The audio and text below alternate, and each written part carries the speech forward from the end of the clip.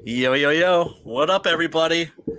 It's your buddy Brian and your buddy Matt. We are back again in style Back at it. for this post Halloween episode of Horror Movie Club. And I am once again hearing my voice echoing because I forgot to turn off the YouTube window. But you'd think how many of these have we done so far? At least like 5, right? Yeah, I think so. Yeah, you'd think I would get. Oh, well, what can I say? I'm ADD as fuck, so that's my excuse, and I'm sticking with it. Anyway, everybody, thank you so much for tuning in. What up, everybody in the chat? Much love. We are discussing a very interesting, very odd little movie tonight by a very interesting, very odd director by the name of Jean Rollin. And the movie we're talking about is Living Dead Girl. Jean Rollin is easily the most famous French horror director. And that's because there really aren't any French horror directors.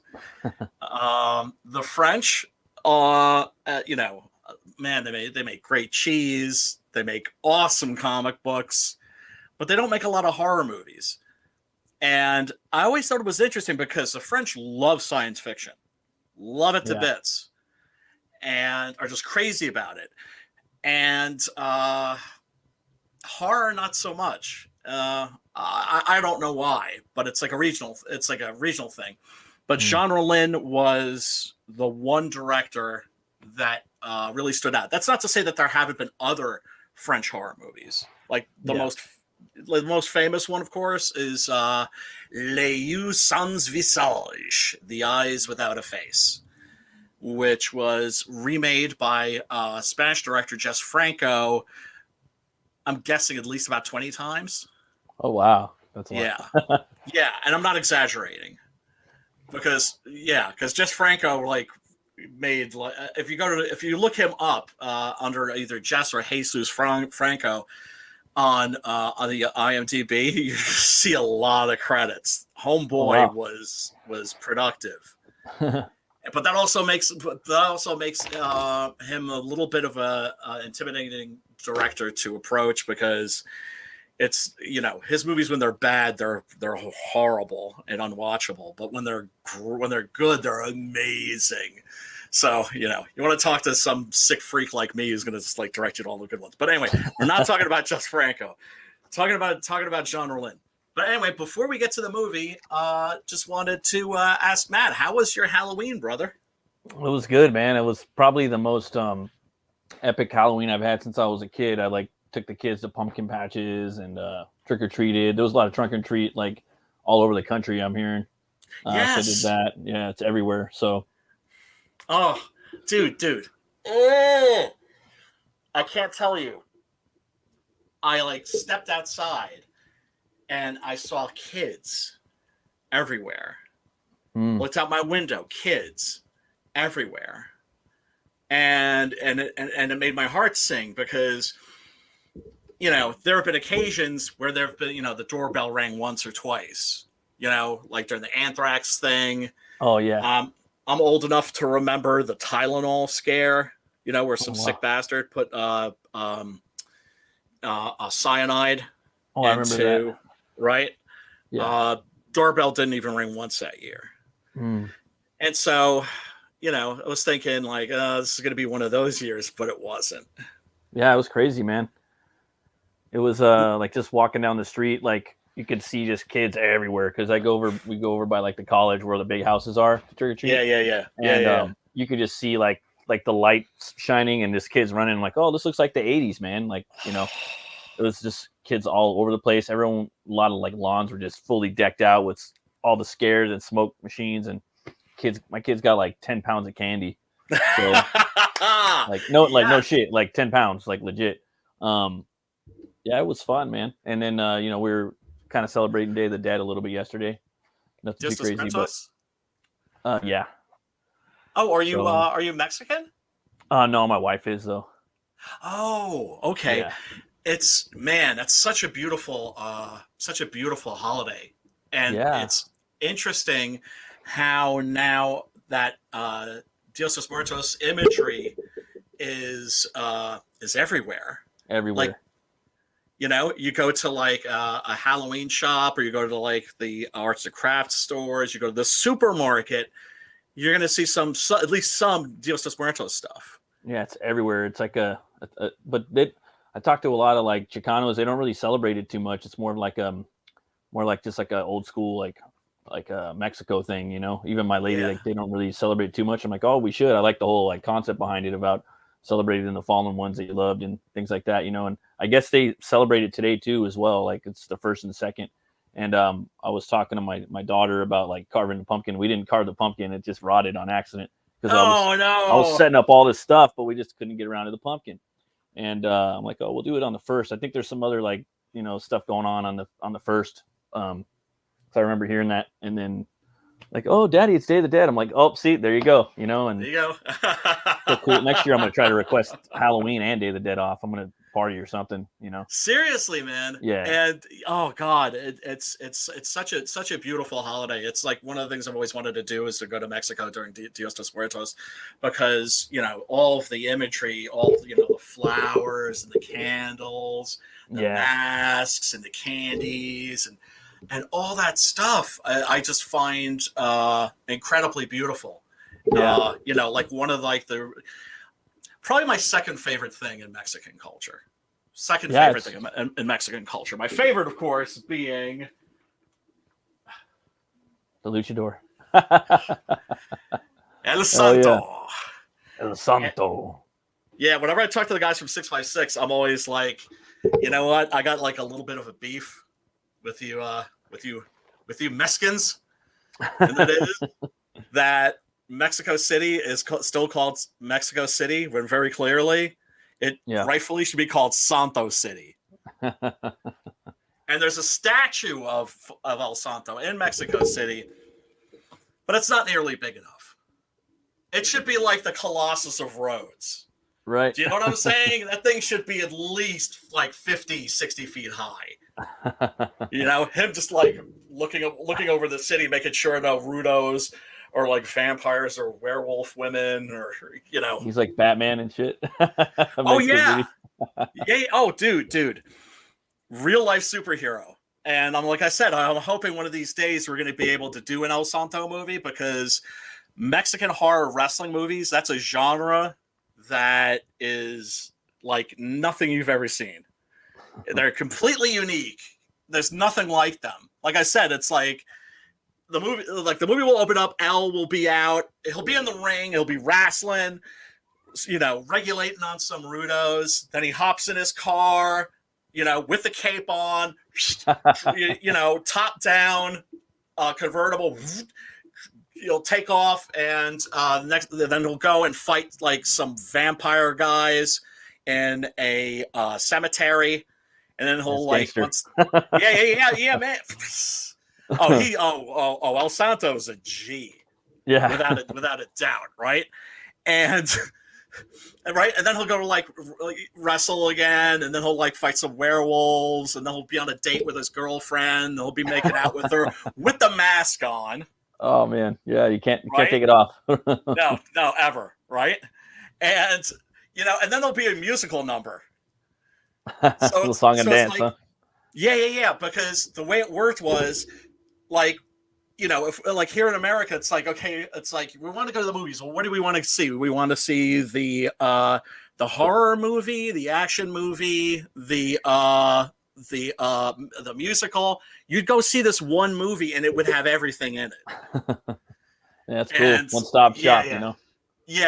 And then I mean this, but enough about El Santo for now. Although I could talk about him for hours because he's the Mac. But yeah, Halloween is one of those holidays. Halloween and Christmas. That's when I really regret not having kids. Mm.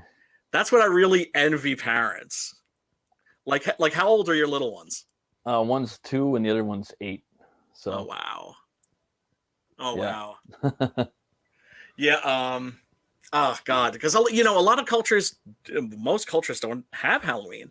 I had Yeah. friends who came from England, Mm. and like they'd never done Halloween, and they had like a 5-year-old son Hmm. who I was like an uncle to, right? And I mean, this kid just had me wrapped around his finger, right? Oh God, the kids love me because they know they can get away with murder with me, right? And seriously, and I'm like, I kind of like introduced him to like monsters. Mm. And what did he want to be for Halloween? Frankenstein monster. Let's say probably Frankenstein. And he had like this cute little costume with a flat top head and everything, just like a hole cut out for his face. Was the cutest thing. What's the coolest costume that you saw? Oof. You know what? I didn't really see nothing too crazy this year. I'm trying to think. A lot of them they were like store bought. You know what I mean? Sure, We that's went fine. to a bunch of Halloween stores. Yeah, man. I didn't really. I didn't see anything super out of the spectacular, to be honest. Oh, I saw one, but it was like a dog costume.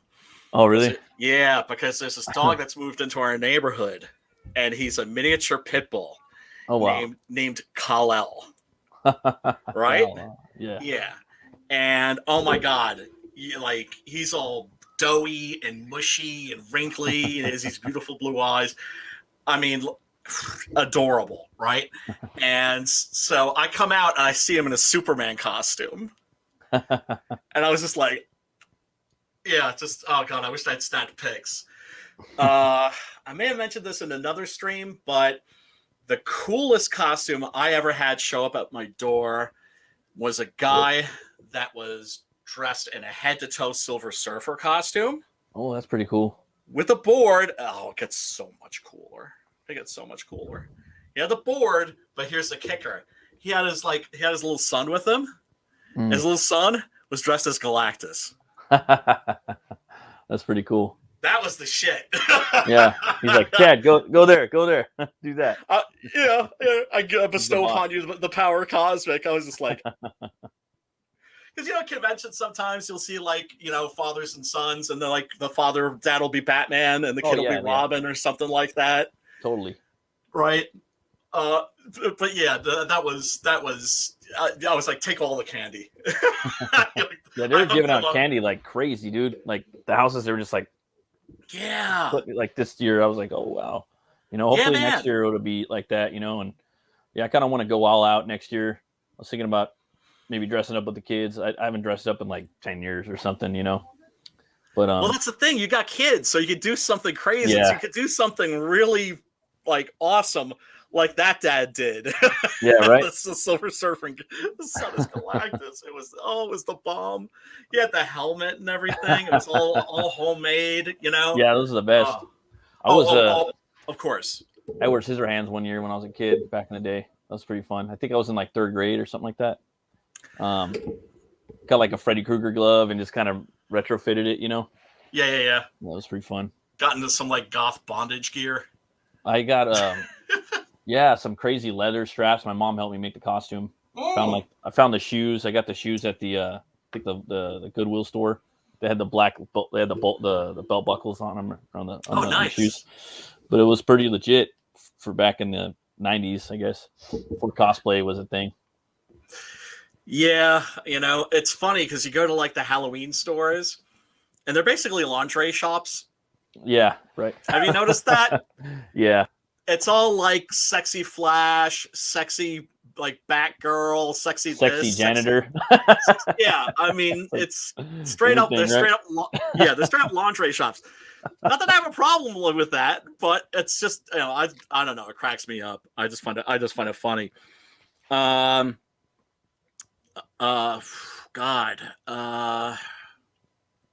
I'd say what was my first costume was a Creature from the Black Lagoon. Ooh, that's nice. Solid. Or as my mother would remind me, I used to say Creature from the Black Magoon. Magoon.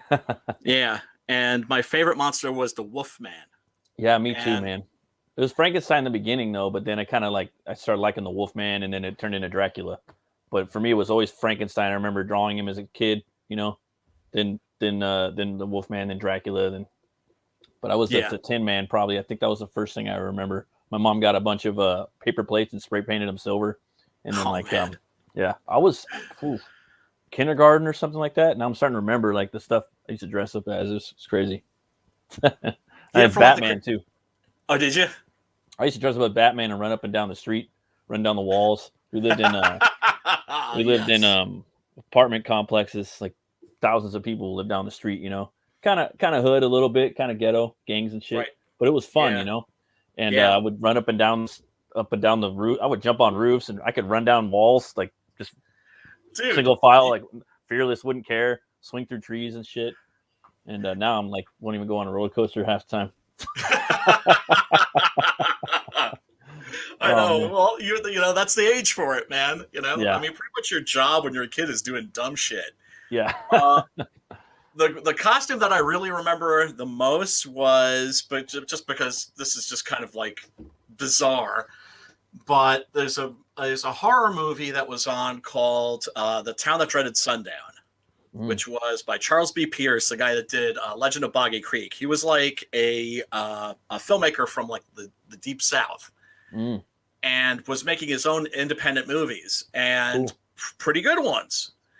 And he made this horror movie, the serial killer movie this is before like, serial killers were a thing where people knew what they were, right? Mm-hmm. About this guy that would wear this like white hood, like this sack over his head with like 2 eye holes cut. Ooh, okay. And just would find like couples that were making out and like just brutalize them. Scary. Yeah, real scary. Hold on a second. So what happened was, I was just like, I'm dressing up as him. And it's going to be an easy costume because all I need are some like muddy work boots, some like old jeans, and like just like a white sack to put over my head, right? Turns out that a lot of the people in the neighborhoods, and because we used to walk out far, let me tell you, right? Yeah. And we would come home until like, our rucksacks were full. And but a lot of people were like, "Oh, you're a Ku Klux Klansman, isn't that cute?" Oh man, that's crazy. Yeah, it's real crazy. It's real crazy. Oh my god, times are crazy, man. Yeah, it's weird just trying to like thinking back of the stuff you dressed up as. You know what I mean? Like when it's been so long. I remember the last thing I wanted to be was Snake Plissken, but I never did it because I had the hair back then, and I'm thinking maybe I'll do that, but I have to grow the hair out. Yeah, you do. Or get a wig or something like that. Or a wig, It's all good. It's not the quality of the costume; it's the amount of heart you put into it. Yeah, the homemade ones always look better, Yeah, they do. I mean, it's the same thing with the cosplays, and it's of course now, they're changing the characters in like the movies and the TV shows to make them easier to cosplay. Like Harley Quinn, they've made. I mean, she doesn't even have a costume anymore. Right? She just like she's just a hot chick. Yeah. It's I don't know, but anyway, on to the movie. So did you watch it? Oh yeah.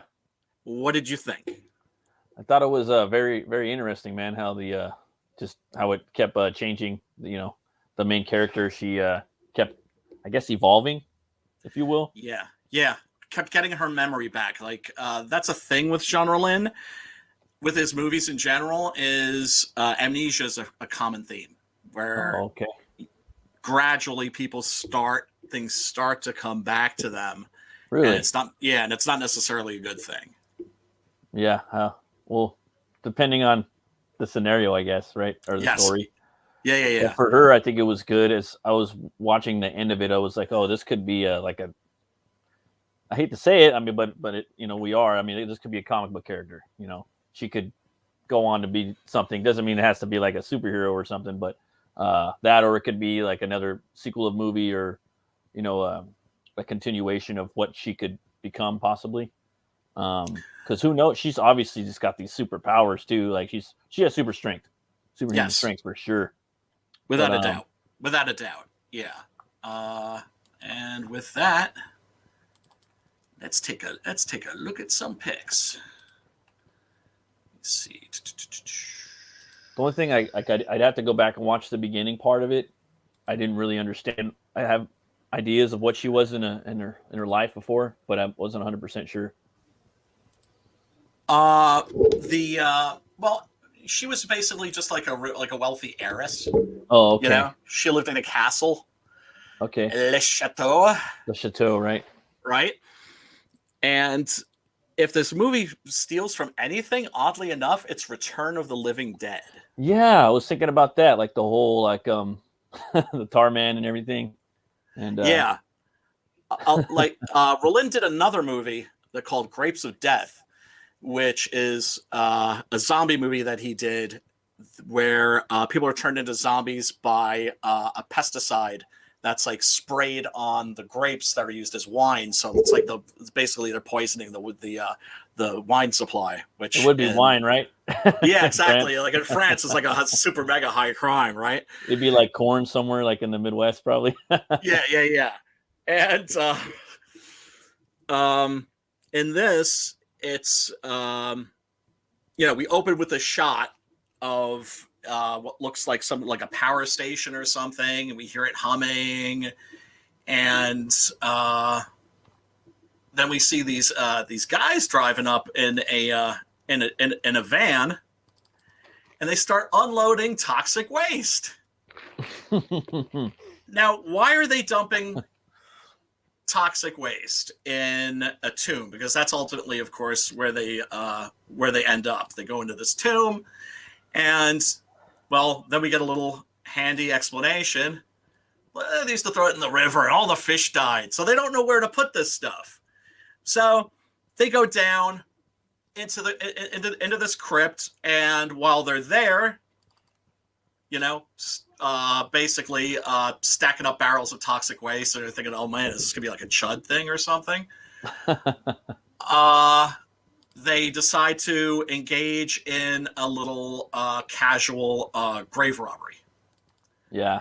Because I don't know about you, but whenever I'm like anywhere near a crypt, I'm thinking, grave violation. And open season, right? And this is like a very genre-lin touch. Here's the thing: some people dismiss him as they refer to him as like the French Ed Wood, which I think is very unfair. Yeah, I wouldn't go that far. It's like, No, or even I wouldn't even go there. No, not at all. No. His movies can be a little amateurish sometimes. This is his most professional. Like that. This is why I think that this is a great place to start with Rollin, is because this is easily his most polished movie. It looks great. The actors are great. The makeup effects, the gore effects are brutal. Yeah, they are. And effective. There's some good gore effects because he's not exactly a splatter director, but in Grapes of Death, he tried some, headshots and that kind of a thing.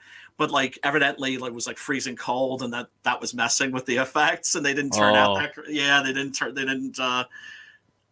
turn out quite as hoped. So homeboys go down to the tomb. Hey, these rich bitches have got some money. Pop it open, and they find Francois Blanchard, lovely Francois Blanchard, who is the living dead girl of the title. And then this homeboy is like, "Mon Dieu, she's beautiful," right? Which she is. And then suddenly, just out of nowhere, there's an earthquake.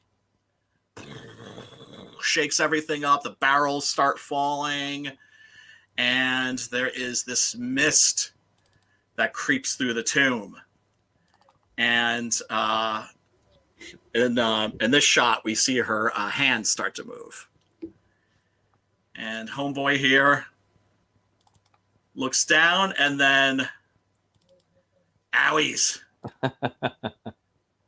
Now, if this doesn't look entirely, see, it's not fair for me to freeze frame this, because, of course, it's cut really fast. Yeah. So it doesn't, here you can see like the flaws in the makeup and everything. Also, because this is like a Blu-ray rip, you can see every detail. Yeah. The pump through the glasses. Right. But it's the way it's done and the way it's cut. It's a great special effect. Yeah. And R'lynh, obsessed with vampires, obsessed with Hammer horror. Basically, Francois Blanchard, when she comes back to life, if you want to call it that. Oh yeah, wait, yeah. Then of course there's a little toxic waste spillage, and it ends up on this dude's face. Yeah, that's got pizza face. Then this young buck shows up. The cool guy. He gets it. And notice how she has like this blank expression as she's like jamming her talons, which is really what they're kind of like, right, into his throat. And of course, she doesn't remember anything. It's like she's operating on instinct. Yeah. And heads back to Le Chateau. Now, like what were you thinking about? Because I'm always curious about people's first impressions of R'lynh. Like what was going through your mind as you were starting to watch this? Well, for me, I was just watching it, and then I'm like, why are these guys taking these barrels down to this chateau cellar? And then the camera goes down there, and then I'm always kind of looking at sets and stuff. I'm like, oh, this is cool. I like the Gothic archways and whatnot. That's a big thing for me in horror movies. Yeah, me too. And it's sets and costumes, and basically, I was just thinking about that, like what but I didn't want to spend too much time on the barrels and why they're dumping it down there. Just right, because it really doesn't matter. I mean, it's explained. It's explained. They don't know where else to put this shit. Yeah, but she just starts fucking jabbing those fools, kind of strong. You know what I mean? Yeah, and apex predator. Like, she's that probably has something to do with the gas. You know what I mean? That's usually like Turtles and the Daredevil, and whoever else. Yeah, it's Joker. Yeah. Well, that's superhuman strength somehow. Right. So just and right. Yeah. Another thing that's kind of from Return of the Living Dead is the fact that when she doesn't get blood, she starts to go into like spasms of agony. Yeah, I remember that. Right? And you remember in Return of the Living Dead, it's like, how do you eat brains? The pain. Oh yeah, it stops the pain of being dead. Yeah, I think that movie they kind of that's my favorite zombie movie, hands down. And, it's one of the greats. It's one of the greats. For a multitude of reasons. We got to do that one someday. Oh hell yeah! Yeah, dude. That's got to be on Tubi or something. Oh yeah, I have the Blu-ray, but I mean, me too. We have to find it on Tubi. That's our show, not your show. But yeah, not our show. The show. The show. Right. That's like the agonizing pain, you know what I mean, of not being able to feed. She needs to feed, or in that case, that movie, the feed. It has to happen, otherwise they start spazzing out and losing control. And I thought that the actress they went with in this movie was a good choice too, because she seems very kind of royal, but then there's something realistic to about her as well. Like, not, I don't want to say common, but believable, I guess is the word. Yes. She's regal, but she's also accessible. Yeah. Like one of the actresses that's in a lot of R'lynh's movies is Brigitte Lahaie. She was one of the actresses that he met when he was directing porno movies. Because R'lynh, just to survive, was directing smut. And he discovered that a lot of the actors that were in the skin flicks he was directing were actually good actors. And anyway, Brigitte Lahaie is incredibly beautiful, but it's like a remote kind of beauty, right? Where you're just kind of like in awe, but there's a lack of approachability. there. Yeah. Whereas Francois Blanchard's very beautiful, but she really gives a very good performance in this, I think. And it's it's not necessarily easy stuff to work with, right? Like, well, you can't exactly research what it's like to come back from the dead with an insatiable appetite for human blood. Yeah, that's crazy. Like I was trying to figure out, like, is she a zombie, or is she a ghoul, or is she a vampire? And it was basically, she's a vampire. Yeah. A type of vampire. Like a toxic chemical vampire. Yeah, because I mean, that's what she's doing. She's drinking blood, although she kind of like gnaws on some flesh too. She does eat a little bit of meat, I think, possibly. Yeah. I have to go back and analyze it, but yeah, I try not to. I try to analyze, especially now with this, but not overanalyze. And with movies in general, just as a side topic, I was telling my wife this. I'm watching stuff, and I start to like edit the movie and like start like critiquing it in my head, and I'm just like, stop fucking doing that. Just do it a little bit, but just stop and enjoy the movie. Take the magnifying glass away. Yes. Because it's like Bruce Lee said, it's like a finger pointing to the stars. Concentrate on the finger, and you miss all that heavenly glory. Exactly. It's the same thing with horror movies, and especially when you're going into European horror movies. Don't ask too many questions. Yeah. I think that's for a lot of stuff. Try not to ask too many questions. Right. And it's the thing with American audiences too. And you see this especially in mainstream movies. They have to explain everything. They deconstruct everything, and it takes the magic out. You know what I mean? And that too. It's like, and that, right. Like that's one of the things that was so great. About the old Halloween and Halloween 2. Oh yeah. You never get a definitive answer. What exactly is the shape? What exactly is Michael Myers? And clearly he's not human. No, I don't think so. No, he gets shot 6 times in the chest. Then he gets in 2. He gets shot twice in through the eyes. Right. Now I know there have been like rare cases, like the rapper Bushwick Bill got shot in the eye, and the bullet entered and it exploded. And the debris and everything, like, basically evenly distributed itself over the surface of his brain. Right? And he said, like, the doctors had never seen anything like it. Like, they were just tripping off of that. Just like, oh, my God, dude. Like, you're, like, beyond lucky. Yeah, right. Right? Which, needless to say, turned him into a very religious man very quickly. Oh, yeah, definitely. And, but, that's not going to happen twice. No, I don't think so. Right? But you never know. But still, that's like an extreme anomaly, Right. And then he gets blown the fuck up, and then he's walking around on fire, and and basically keeps going until just the body gives out. Oh man. Right. So I mean, I always thought, with Michael Myers, you don't want a bigger gun, you want an exorcist. Right. With some holy bullets. Go get Hellboy or something, right? Something. Or encase him in cement or some shit, right? Yeah, cement for sure. Right? And but yeah, European horror movies are different, especially the Italian ones. Of course, this is a French one, inspired in part by the Italian and the English. And also by Les Yeux Sans Visage, Eyes Without a Face. Anybody who hasn't seen that, I highly recommend it. It's beautiful. It's poetic. It mixes beautiful poetic imagery with just like savage bloodletting. And this movie kind of does the same thing. A lot of the imagery in this is very delicate, and then also just incredibly brutal. Yeah. So lovely Francois makes her way out of the grave, and then we meet this charming couple, Greg and Barbara, played by Mike Marshall and Karina Barone.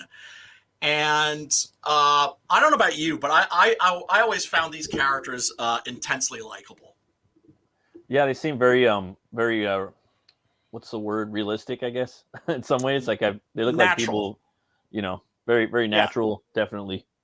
Yeah, And so homeboy is is very much in love with this woman who's like a former model and actress, and she's at that age where the jobs aren't coming in, and she's looking to reinvent herself. And he's just like super supportive, and he's trying to like get her into photography and everything. Yeah. Right. And yeah, that shit's funny, dude. Yeah. And and and he's like, hey, like, why don't you marry me and everything? She's like, you just want a business partner. He's like, no, I don't. I want you, baby. See, he's my kind of guy. He's with the ladies the way I am with the ladies. Like, when he gets her back to the hotel, he's gonna put on the Barry White and lower the lights, light the scented candles, have a nice, bath, give her massage her feet with some aromatherapy oils. Going all out. yeah, man. And so she leaves in a huff, and she's like, okay, all right, I'll stick around with the pictures. And she comes across Francois Blanchard, just sort of wandering around, this ghostly figure, but snaps some pictures and is immediately taken with her, immediately obsessed, I would say. She knows that there's something going on, but she can't quite put her finger on it. So Francois goes back to Le Chateau. Oh, there's Pops in the chat. Oh, Pops. Yo, what up, Pops? Love me some Pops. Yo, Get her.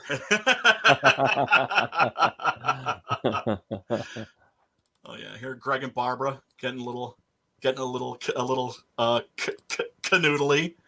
He looks like he looks like my friend's dad, like from like school, like from like a lot of different dads. You know what I'm talking about? Like from high school and shit. Like he's got that look too. Yeah, he does. Yeah, he does. He's a really good actor, though. Mike Marshall. I don't know that he was in anything else, but there's a scene in this where he does what every actor should do when you're making a movie. One of the things that you want to tell your actors, I just learned this just from like making short films and that sort of a thing, is if you fuck up, keep going. Oh, right. Yeah. Happy accidents. That's when, or if you're right, or if something goes wrong, right?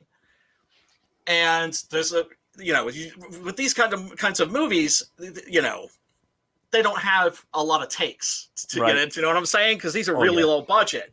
Yeah. And there's a moment when they're like chilling at a cafe, and and she's talking about this girl, and I don't know where she went. And then suddenly, like, a piece of paper goes flying off, or a photograph goes flying off the table, and he's like, now that's going too, or I forget what his line was, but he just like, I was like, damn, son, good save, excellent save.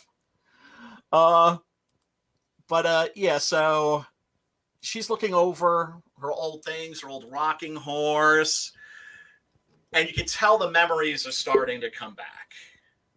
She's having visions of herself with her childhood friend, who will later emerge. But first, we got to have some more victims.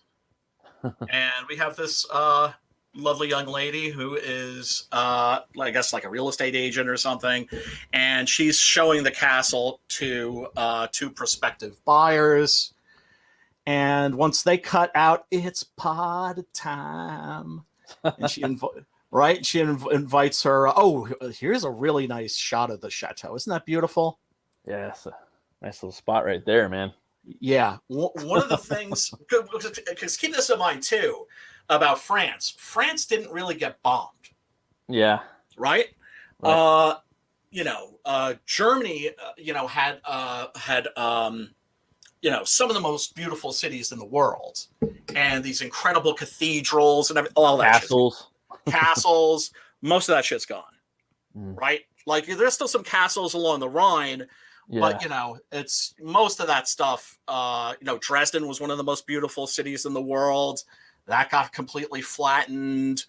But in France, they didn't get bombed so much. Same thing with Italy. They didn't get bombed that much, although they did get bombed. And so Rollin could always find like these amazing locations. And he got in trouble once when he was doing, was it Shiver the Vampires, or was it, no, I think it was Requiem for a Vampire, where I think that a castle, like a big tower, and there was a window, and they dumped like a bucket of what was supposed to be like fake blood, but it was paint. Oh. And so they couldn't get that shit off, and the owner was pissed off. I bet. Right? I'm sure they got that. I'm sure they got that off eventually. But yeah. It's a fucking movie, man. Go cry. Yeah, exactly. Take one for the team, mofo. Yeah. That's what I'm saying. So yeah, here's like one of her memories. She's remembering her friend. But oh no, can't show that one. You see, that's another thing too. There's a lot of nudity in this movie. Yeah, a lot of nudity. Did you take notice of that there seemed to be like more nudity than usual? Yeah. It was like kind of like Skinamax a little bit in some spots. The thing about the nudity in Rollin's movies is, I'm not saying that it's not erotic. And that it's not there, like, to titillate. But there's so much nudity in his horror films that you, at a certain point, you almost stop to notice it. Do you know what I mean? It's like it's part of the landscape of what's going on inside his head. Yeah. But yeah, lots of nudity in his films. I thought that was one of the scariest parts was when the realtor and her boyfriend were getting it on or whatever, and she just comes in like, you know what I mean? That was for me, because when that's when you're most vulnerable. You know what I mean? Like when you're making sweet love. And basically, like in Psycho, you know what I mean? That's right. when they get you. It's the most terrifying. You know what I mean? Yeah. And she comes in there just like she was pretty scary in that spot. Yeah. That's a really, really great scene. Now you see, no nudity here. Everything's covered up. I managed to take a perfect screenshot, right? And so they're ready to get down on it, get down on it. Have a little sexy time. But then they hear a sound. And you know how women are in horror movies. They hear a sound. The guys just want to keep going and like, no, you need to check. And basically, send their boyfriends off to their doom. Right. Right? There's always sounds. It's just the walls. It's an old house. Oh, wait a second. I was totally wrong. I totally forgot this. She didn't send him out. She's like, no, don't leave me. Good girl. You see, this is somebody that's watched enough horror movies to know. And her boyfriend comes back, and blood is just squirting out of his neck, spraying all over her naked body. And then Francois comes out and bam, gets her. And we end up with what I think is like one of the best shots in the movie, which is that one right there. Yeah, that one's pretty creepy. That could be like the cover or something, Yeah, very poster. Yeah, really spooky. Really spooky. Did you? How did you find this as a horror movie? I thought it was a solid horror movie. I thought it was pretty scary, and then it had at the very end of the movie, it ends. I mean, obviously it's horrific, but it ends pretty scary. But it's also like she has quite a character arc. She starts out as a special return special ed type character, and then she moves forward into being cognizant of her old memories and finding who she was. But then to get on that journey, she has. I mean, she's not the villain of the story. No, not to spoil anything. So not at all. No, she's a victim. That's why it's a good movie, because it's not just a horror movie. There's a character arc. There's the question is who's the villain and who's the who's the victim. You know what I mean? And what will you do for love? What will you do for people that you love and care about? And so that's where the lovely Marina Piero appears. Now, Marina Piero is a cult movie actress. That would be the best way to describe her. She was in a lot of art house horror movies, and I would consider all of the Rollin movies to be art house horror. And I don't mean that like as a diss, because art house horror to me is probably the bravest genre or subgenre out there, because it has the smallest audience. Because because like horror fans are going to show up and they're going to be like, what the hell is this? And art film fans aren't even going to watch it because it's a horror movie. Yeah, because you're towing that line of you got the the snobs, and then you got the fucking what's this? You know what I mean? Yeah. Where's the stabbing, and where's the gore? Or whatever the fuck they're getting at of horror. You know what I mean? The exactly. normies, I guess. Yeah. The interesting thing I found is that cult and horror movie fans will watch art films, but art film fans won't watch horror movies. Oh yeah, because they're kind of snobby in that regard. You know what I mean? Yes. I knew a friend who worked at the Kim's Video. Yeah. In I think on St. Mark's, and one of his frequent customers was Joe Bob Riggs, driving movie. Oh critic. Yeah, that guy's awesome. Love Whenever you see him, you want to get some fucking popcorn and some soda. You know what I mean? See what kind of movie's on. He before the Rona, about 4 times a year, he would do a show, like an appearance at the Alamo Yonkers, where he would like introduce a movie, talk about it, and then he would hang out in the lobby afterwards to talk about the movie with the fans. Right? Oh, that's cool. Total man of the people. Right? Not a pretentious bone in his body.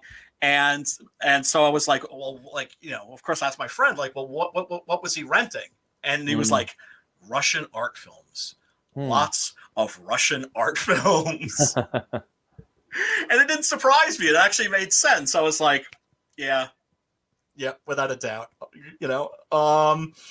But Marina Piero, she was in Valerian Borochik's Dr. Jekyll and His Women. Boy, that movie's got like 1 billion titles. And never seen that one. Well, not surprisingly, because it was never released on home video here.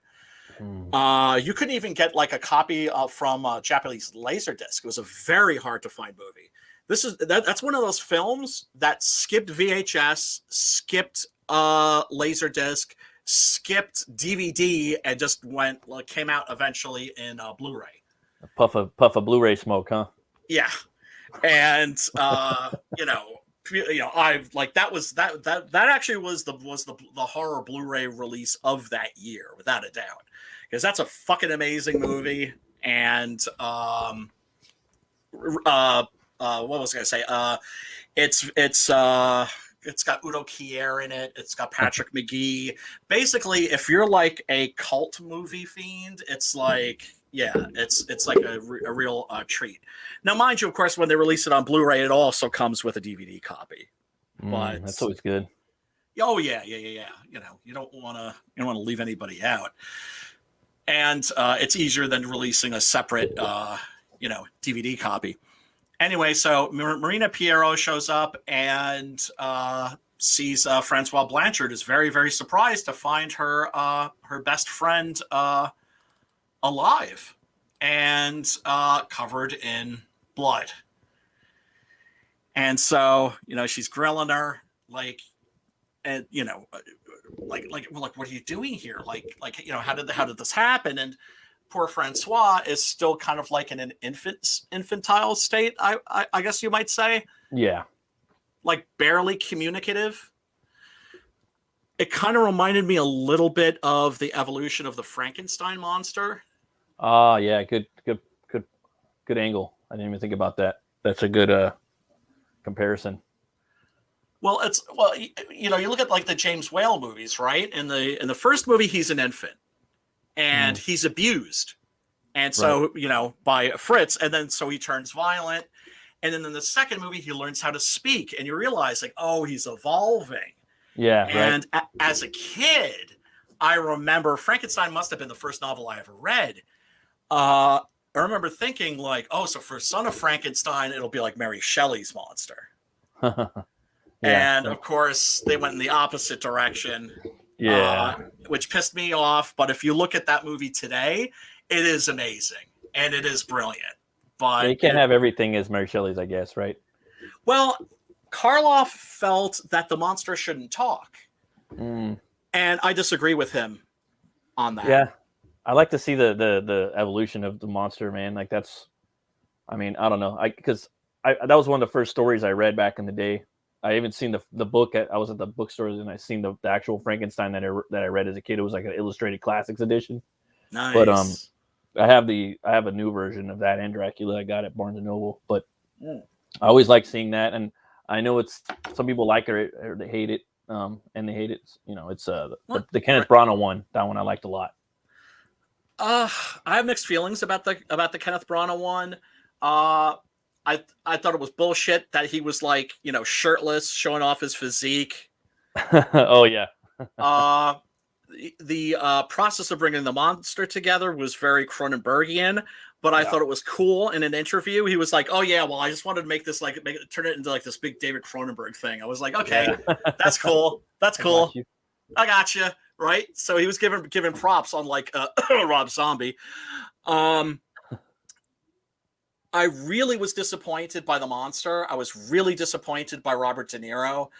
He evidently had no interest. It's one of those performances that I think, phoned in. Much of the time, it's a stand-in. Do you know what I'm saying? But I mean, that's De Niro's fault. He's just one of those guys that's like, oh, I'm like, like everybody tells me how great I am and blows smoke up my ass. I guess I just need to show up. And like Brando had that same problem. Every now and then you would see them like actually present, like giving their all. But for the most part, they would phone it in. The one part I loved about the Kenneth Branagh Frankenstein was the birth of the bride. Oh, yeah, that was crazy. She did, and the origin of the bride. Yeah, I don't know, man. I like De Niro in there. I'm sorry, but don't apologize. That's just my opinion. You know what they say about opinions. There's another one too that with Luke Goss. Do you know the guy that's in a lot of Guillermo del Toro movies that was made for TV? That one even looks more like the one from the book, because De Niro didn't look like the one from the book really. But no, it's a very good makeup. But the problem with the Luke Goss makeup, I thought, was that he looked too pretty. He was like a sexy Frankenstein monster. The skin is like, oh man, and the eyes, black lips, black long hair. The skin is yellowish. The eyes are yellowish too, I believe. Yeah, you're absolutely right. But at the same time, I thought he just looked. In other words, he didn't look like he looked like he could still kind of like walk down the street. Yeah, right. Right. He could still get some tail. Yeah, well, by the way, Luke Goss, very good actor, was in a boy band. I know. I heard about that. Sold out Wembley Stadium. Yeah, he's good, man. Guillermo kind of he's good in all the Guillermo movies. Yeah, he is. Blade 2. That was the movie that he discovered him in. That's how he got all the work with Guillermo, was from that Frankenstein. Really? Yeah, that's what Guillermo said in the interview. Interesting. And then there of course was the Dean Koontz Frankenstein series that they were going to do. They only ever made a pilot. Yeah. And at one point, Martin Scorsese was involved. Then he dropped out. And in that, they also had a sexy Frankenstein monster. But it was Vincent Perez. Yeah, The Crow, who was right? who was in the Crow City of Angels, which I think is like criminally underrated. But that's me. I like that movie too, man, for a lot of different reasons. I mean, it reeks of like post-production fuckery. Yeah. You could tell Definitely it was like badly edited. Well, dude, in the trailer, there's a shadow where the figure of him turns into the crow, and so I thought that in the movie he could shapeshift. So when I as a kid going to watch that, I was looking forward to that. I'm like, oh, he could turn into the crow, and who knows, maybe he's gonna be like a big, I'm thinking comic books, like maybe a big buff ass crow that's gonna fuck fools up, but right. Yeah, I mean, I love that movie, but yeah, and if you read the original screenplay and everything, like they had they couldn't decide on an ending, and actually the ending of the theatrical version is different from the ending on the home video versions and every version released since, because they were planning he signed for 2 movies. Oh wow, right? That's pretty cool. So he was going to be in The Crow 3, and I think Mia Kirshner was going to come back in the next one, and maybe Judah Earl. But we're getting off topic here. But that's how we do, man. That's how we do. That's part of the fun. But his like Frankenstein monster, his sexy Frankenstein monster was okay because he looked like a really good looking guy who had like a grenade blow up in his face. Oh, it's fucked up. And was like sort of like, in other words, like, you could tell like, it's like stitched back together. Yeah. Like horribly scarred. And he was great in the part too, I have to say. Although my favorite Frankenstein monster after Karloff I think might be Clancy Brown in the Bride. Oh, I have to watch that again. Is that the one with the Sting? Yes. Okay, I gotta rewatch that. That's less of a horror movie and more of a fantasy. There was another one with Randy Quaid that I saw back in the day, but I just want to rewatch it on general principle. I want to see fucking Randy Quaid play the monster. Just like, I don't even remember it, but I remember watching it, and he's fun. He's a fun actor sometimes. Yeah, he is. Bo Swenson from the Walking Tall movies. He was also in the Dan Curtis version. Well, remember also, Frankenstein is the most adapted novel of all time. Oh yeah, and oh man, and number 2, Dracula. Oh yeah, it's crazy, man. Like those Frankenstein, Dracula, like those were like the 2. Like I was saying from the beginning of the show, like as a kid, like I was drawing those characters and into them a lot, and I did like a lot of research, not too much, but I kind of know a little bit about Mary Shelley and her husband Percy and how he was a little bitch. Man, I was a full blown scholar, like Gothic literature scholar in because I remember I was like an English lit major, so I was like getting deep into the research and all that stuff. And I recommend if you want to read a really interesting book about the origins of Frankenstein, check out. It's called In Search of Frankenstein. I'll check that out. It's superb. I got some Frankenstein books, like some ideas of the character I want to, hopefully before I die. I have like 2 or 3 different takes on it. You and me both, brother. You and me both. Well, I mean, that's one of the things I was really psyched about when it came to writing the Blood Hunt Doc Salem crossover was, I'm writing Victor Frankenstein. Yeah, right. But I was careful not to write the monster too much because that's Preston's baby. Yeah. And I want to wait and see what he comes up with. And, so all you really see of him are just like his eyes. Back to the movie. So Francois Blanchard is found by Marina Piero, her BFF from when she was alive, and she's one hell of a BFF because she helps. You know that somebody's down when they help you ditch bodies. Right. That's the test.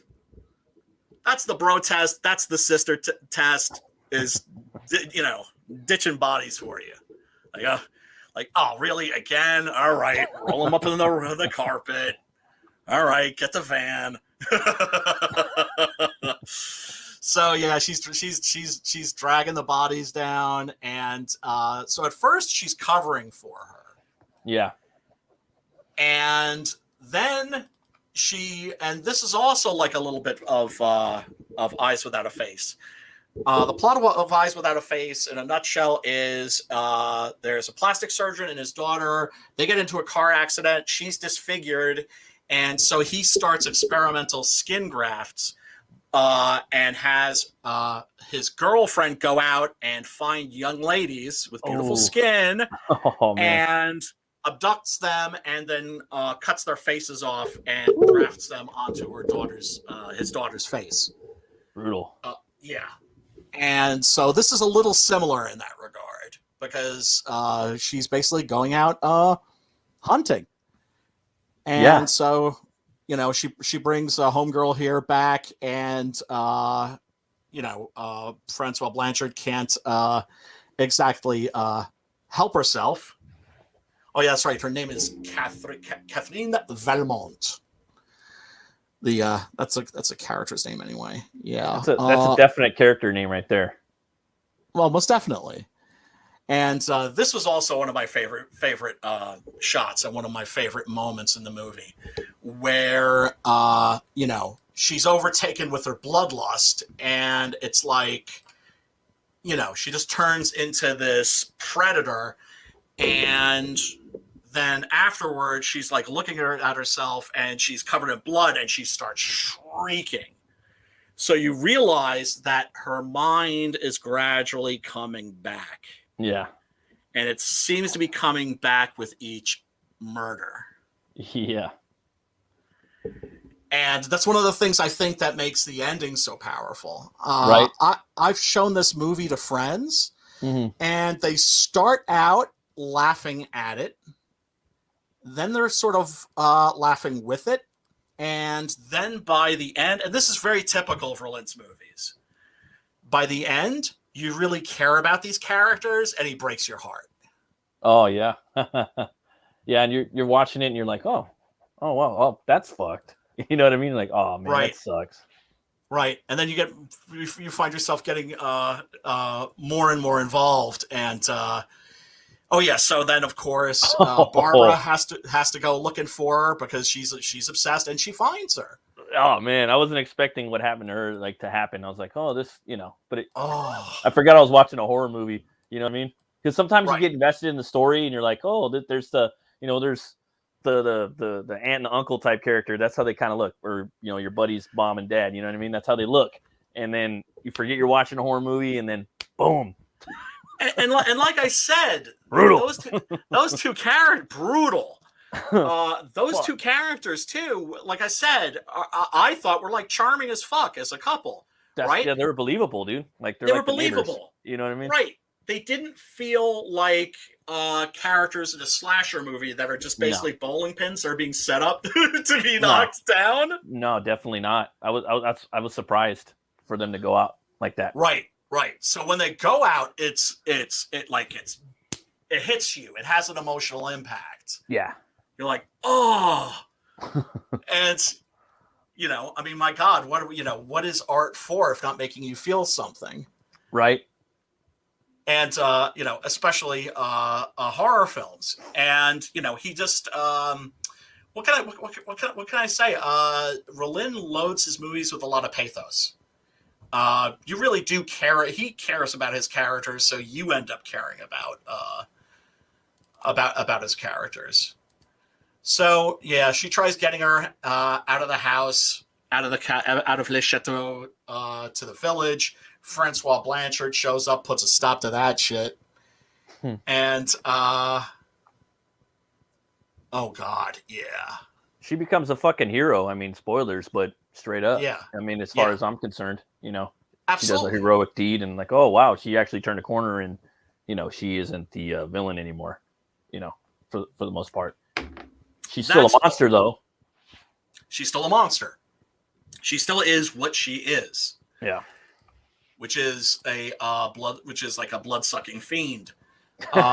So she, I wouldn't call her a fiend. Let's not call her a fiend because she She's a fiend, really dude. doesn't. She is, dude. Yeah. She is. Yeah. It just sounds so fucked up, but you're right. Dude. Yeah. And so, I'm not gonna give away the ending or anything like that, but she brings their friend brings another victim home and is ready to do horrible things to her, and that's when you really see a kind of role reversal.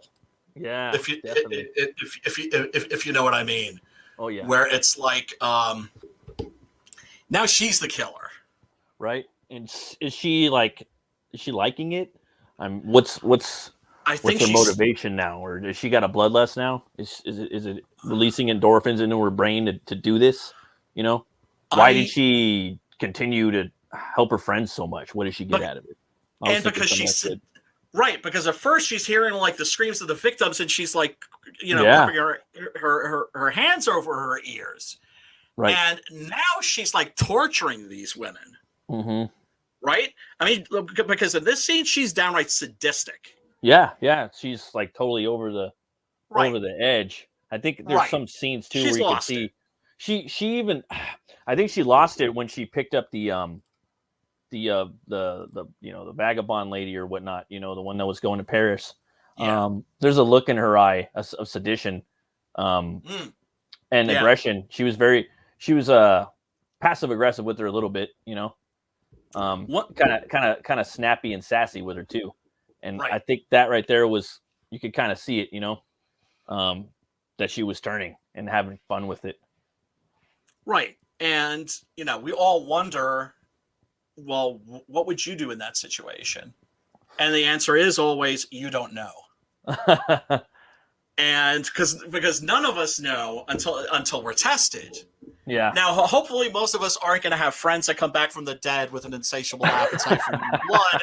And we're not, but you know what I'm saying? It's like, you don't really know yourself until you're pushed to your limit. And,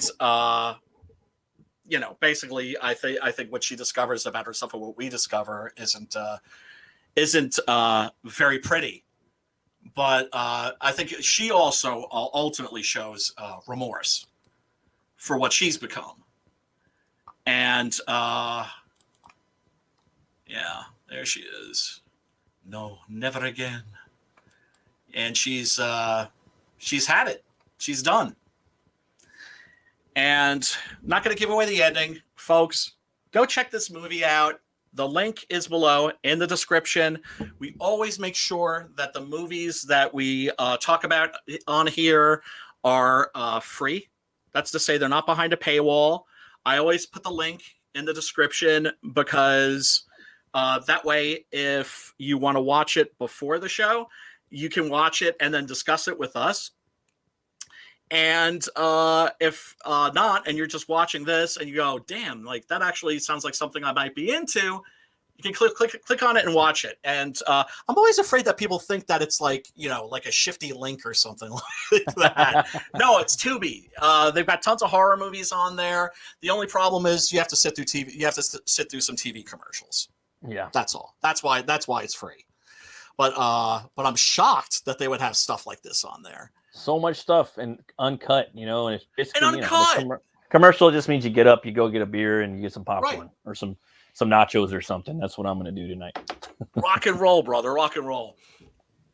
And one last thing I did want to share about this picture before we go for the overview. There's the little batty bat. Yeah, I was about to say, I remember a bat being in the movie, so maybe that kind of has something to do with her possibly being a vampire. Well, check this out. When they were shooting that last scene, they didn't have a bat wrangler or anything like that. This bat just showed up. No shit. This bat just showed up. And so I'm not sure who it was that saw it first, but somebody was like, "Yo, there's a bat over there hanging off the side of the castle," and boy, it really, really is it really makes the climax like that much more powerful. Yeah, I definitely. Because you could tell it's a real bat, and it just leaves that question there, kind of adding that little oomph to the end of the story. Or just a feeling, you know? Yeah, just a feeling entirely, just a feeling only, you know? Right. And Rollin said that he saw it as like the way he saw it, the creatures of the night were giving his movie their blessing. Oh, that makes sense. Right? I mean, yeah, you can't fault him for believing that, because that's a pretty extraordinary coinky dink. I mean, who would cut that out? You know what I mean? If you're filming the movie, there's no way you're going to cut that out. If you're into that type of shit, you know what I mean? Especially if you're Jean Rollin, because the homeboy was obsessed with vampires. Obsessed with vampires. I met him briefly at about 20 years ago at a convention in Tarrytown. He and Brigitte Lahaye were in town for this convention, making, like, I think both of them like their first American convention appearances. Both of them absolutely lovely people. That stuff that you hear about French people being rude, that's BS. That's not the, if you go to Paris and, you're swinging your belly around and being an ugly American, yeah, they're going to be friggin' rude to you. But generally speaking, they're lovely people. And, they were really lovely people. Rollin himself, very, very shy. Very, very shy. I know that when he was directing his skin flicks, when it came to the actual boinky boinky scenes, he would actually like set up the shots and everything and then leave. Yeah, he didn't want to be in the same room while people were getting busy, and he especially didn't want to be directing people while they were getting busy, because he felt like that would be like because then people would see what he likes sexually, and that's just like too private. It's kind of like I don't want anybody looking at my porn stash, unless they're my girlfriend. Like, my girlfriend was like, okay, you've got full access to my smut. If you're not my girlfriend, stay the hell away. But yeah, he was a lovely guy, and he died of kidney failure. Oh, damn. A number of years ago. Sucks. Yeah. I mean, he was already on dialysis and everything. What was really cool was that, and you get this with characters like him, and he was a character for sure. There's that saying, there's nothing sadder than an idiot and nothing more beautiful than a fool. He was a fool. And he was one of those people that was just kind of like I have fans. Yeah, I have fans. That's crazy. In America? Like, really? That's pretty cool, Oh, awesome, because that's one of the great things about conventions is these people showing up and they think they've been forgotten, or that their films have been forgotten. It's like, far from it, and it's great to be able to like tell these people, like, I love your movies, thank you so much. I get such a kick out of them, because his first movie, Rape of the Vampire, got started a riot. Oh, wow. The audience was like so pissed off, they were like throwing tomatoes at the screen, and I don't know where they got tomatoes, but supposedly like people were like pissed. And whenever I've shown his movies to people, they're either delighted or they get pissed. Oh, no shit. Yeah, so folks, be forewarned. If you're going to explore the films with Jean Rollin, you might get mad. You might need to bring tomatoes, or Brian. Don't ask where they got the tomatoes. They need to drink a nice tall cold glass of shut the fuck up juice. a big tall glass of tomato juice before they watch it. Some V8. No. I mean, look, Just playing. because I wasn't I was really curious to see what your overall reaction to this movie would be, if it would be positive, if it would be negative, because let's face it, a movie like this, it's not for everybody. No, and the thing is, like, I don't know, man. Like, I'm a kind of a movie nerd, and I look for things in movies that, even my favorite movies, there's stuff that I don't like in it. You know what I mean? Oh, And sure. then stuff that I'm not really a big fan of, there's going to be stuff that I like in it. And, Oh, absolutely. with horror, these movies, I'm always looking for stuff that I can connect with and what I like about it and what's really cool. For this, it was a lot of the stuff that we talked about in here. You know what I mean? The characters, the arcs. I like the whole, like, subterranean set and the way she's just down there all the time. That was pretty cool, and it was spooky, man. It was atmospheric, total like 80s French horror movie. You know what I mean? And it's in the 80s, so that now is a freaking time. It's period piece. Sorry, it's weird. You know like what I mean? A time capsule piece. Yeah, I mean, yeah. Some movies more than others. You know what I mean? Like Easy Yeah. Rider, for instance, films that are very much like of their time. Yeah.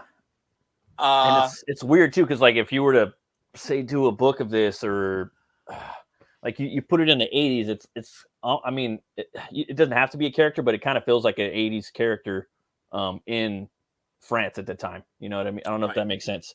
It kind of adds to the story a little bit. Right. So everybody go check out Living Dead Girl. Yes, that's where Rob Zombie got the title for his song. I've made my feelings about Rob Zombie well known. God, did you see that Monsters picture? Yeah. Right. Wait. That's right. We talked about that. Yeah. The face that the actor playing Herman Munster is making. Right. He's going. Yeah. I was like, boy, that sums up all of Rob Zombie's movies right there. That's the Geico. Remember the Geico guy, the caveman? They used to be on the Geico commercials. Really?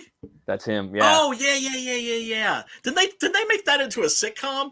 I think they did, but I don't know if he played him on the sitcom or not. But that's right. That's where he got him from. He's in like all of probably the last 5 movies. He's in all of the movies. Bill Moseley is in all of his pictures. That's the Texas Chainsaw Massacre Part 2 connection. He was Chop Top. Yeah. Oh, now flashback. That's such a great performance. So, what do you think we should watch next week? Ooh, man, that's a tough one. A lot to choose from, right? There's so much, man. I don't. I would say I've been thinking about like the older, like Universal stuff, but we can't really dig into that too much. There is some. I know that Son of Dracula is on there. Yeah. Have you ever seen Son of Dracula? No, I haven't. I've been watching. I keep falling asleep, but I've been watching Dracula Is Risen from the Grave like a lot. That movie's pretty badass. That's my favorite from the series. That's my dad's too, and I was watching Horror with Dracula too because I'll put that on and I'll start lettering, and I just like to look up and watch it, But I'm trying to. Those 2 are on Max right now, so I'm watching those, and I've been waiting. Like, I don't know if I remember telling you, but I was trying to get those for a long time, and to watch them, and now they're there. So I'm trying to watch it all the way through. But oh man, I love those movies. But I want to see all of the Lee movies as Dracula because he has so many different iterations of them. Oh, you haven't seen all of them, huh? No, I've only seen those 2, and I'm having trouble remembering a lot of the stuff. So I'm trying to go back and watch them. I think it's Horror Dracula where he's fighting Peter Cushing. He just runs and jumps. He like runs and jumps on the table. Yes, it's like crazy. Like this one got down with their own stunt, and then Peter Cushing runs and jumps off another table and rips down the fucking the tapestry or the curtain. Yeah, the tapestry, the curtains. Yeah. The Les Baxter music. Interesting thing about Peter Cushing. Christopher Lee describes meeting him for the first time on a train. Oh wow! And says he was like this big jock. Really? Yeah, he was a rugby player. Oh yeah. Right? That makes sense. I could see that. Right? And then he got tuberculosis. And that's how his face got that sort of skeletal appearance. Oh, Christopher Lee? No, Peter Cushing. Oh, okay. Right? So Peter Cushing was like a soccer hooligan. Well, not a soccer hooligan. He was a rugby player, right? Yeah. And so like a big guy, he probably wouldn't have survived the tuberculosis if he hadn't been, but it left him very thin, very gaunt looking. But homeboy never lost his strength. I mean, he would do his own stunts, and Brides of Dracula also. There's that shot where he's running and he jumps up on the windmill and pulls it down so it creates like the sign of the cross. Captain Clegg, that's another one where he's like swinging around on ropes. So I guess he had like a certain like strength that he like never lost. That's crazy. Yeah, man. I was going to say, one of the movies that's on Tubi is Count Dracula. That is not a Hammer movie. That's a Jess Franco movie. And it has Christopher Lee as Dracula with the mustache. That's the one I want to watch. Let's watch that. Let's watch that.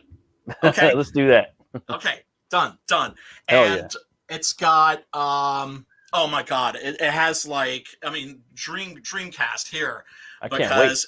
Because it's got Herbert Lom as Van Helsing and Klaus Kinski as Renfield. And this is like more like Bram Stoker's novel. This one, from my understanding, because obviously that's the all right, cool. It's a little more faithful, and it also has preparing with Soledad Miranda, who was muy caliente. And Christopher Lee actually in his biography said that she's the only co-star of his that ever made him shudder. Oh, wow. She was like that hot. Damn, dude.